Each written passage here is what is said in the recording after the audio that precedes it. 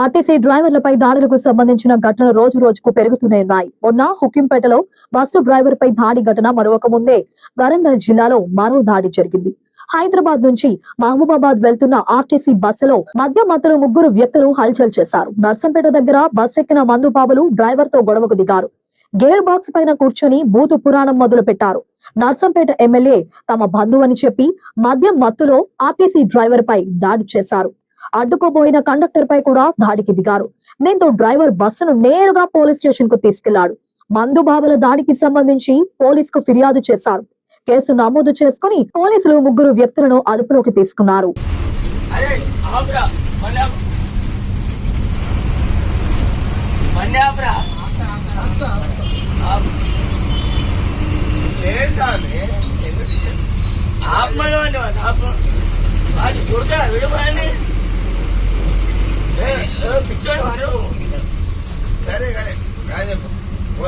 సరే ఏమన్నా ఏద్దామా ఏమైంది